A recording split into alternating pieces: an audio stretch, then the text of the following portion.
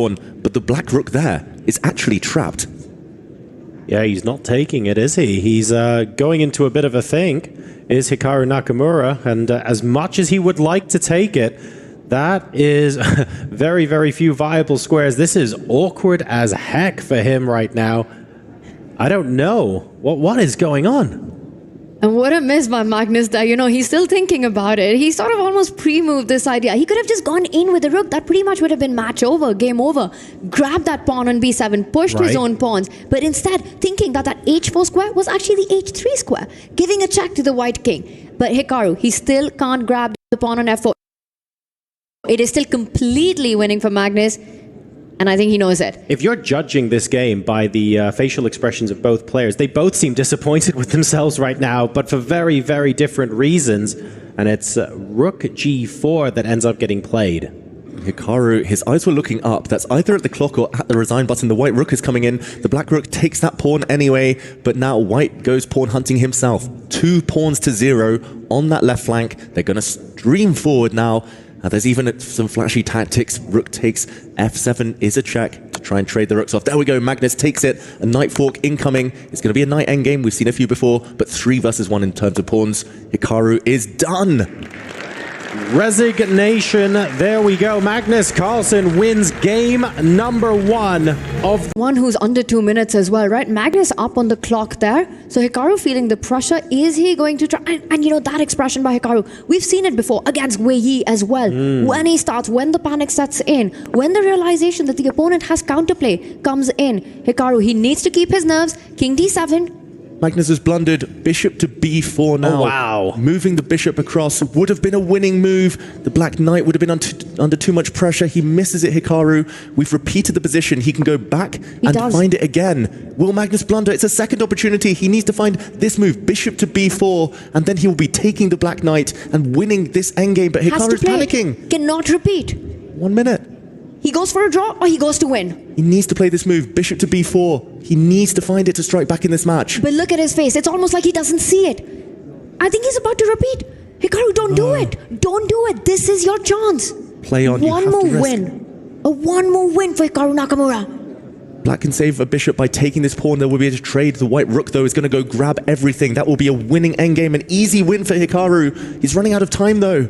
And the more he thinks, the more I feel he's going to repeat. And that's it. The game ends in a draw instead of the win. He's played fantastically so far. He really has. I'm going to point out, though, I love how Magnus's king is just chilling in the center.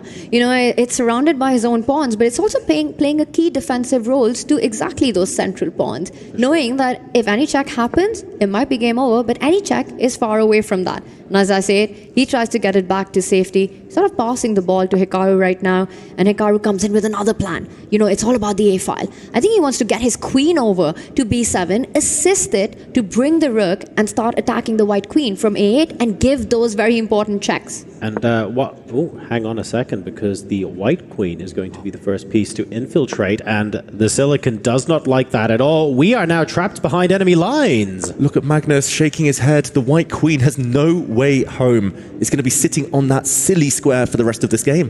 And the light squared bishop, it can come and start targeting it. And it does. Is Magnus Carlsen about to lose his queen? We need to see Magnus here. Hikaru just needs to get his bishop out the way. We see a round of applause. The crowd goes wild. Hikaru fans there in the audience here in Riyadh. The white queen is still alive for now, but all you need to do is bring the bishop across. She's only got one safe square. Then you slide the rook. That Magnus Carlsen's queen is about to fall. He plays on. Hikaru Nakamura has to take this point, though. He has to. He can't mess this up for the second time. Team Falcon, big support there. The home favorite team, Magnus Carlsen resigned. Hikaru Nakamura is back in the match. Hikaru comes back swinging. King's Indian defense, and look at that, trapping Magnus Carlsen's queen to level the match after game number 3. What an incredible performance. Vintage Hikaru is back, and Magnus, well, turns out he's mortal after all. Magnus, he showed weakness in game 2. He clutched up, saved it with a helping hand from Hikaru, but this one he could not save. Look at that poor white queen caught by that bishop combo. The bishop's pawns blocking the escape route, and Magnus's queen there.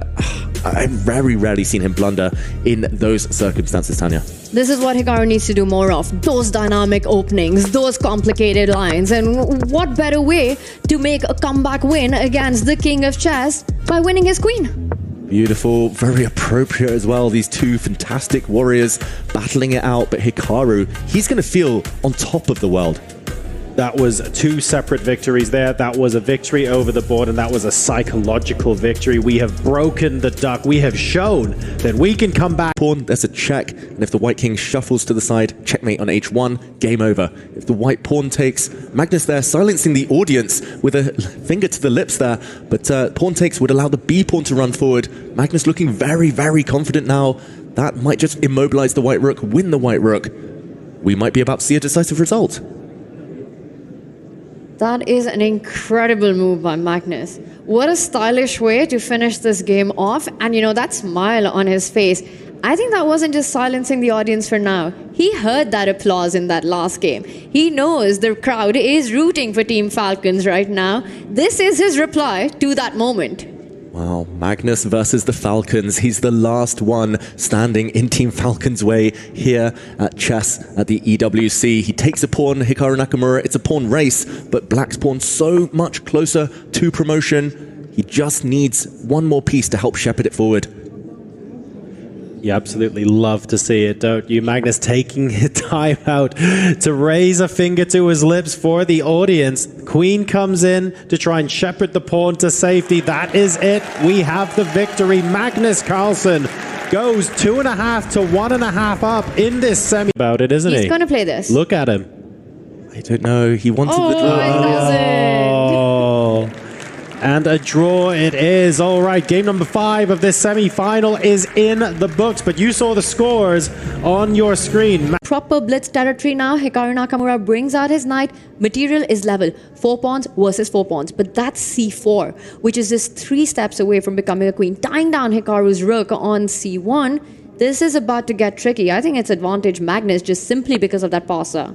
And the reason we just explored on the analysis board is also the reason e5 was given a question mark, because you could have actually just taken the pawn. The same tactic would have been on the board. So anyway, it came to pass. We saw what could have been. And now that looks like a big blunder. Knight f1 from Hikaru. This could be huge. Magnus has blundered. The white knight can now retreat to f1. The black knight has pinned itself, and this wins the black knight.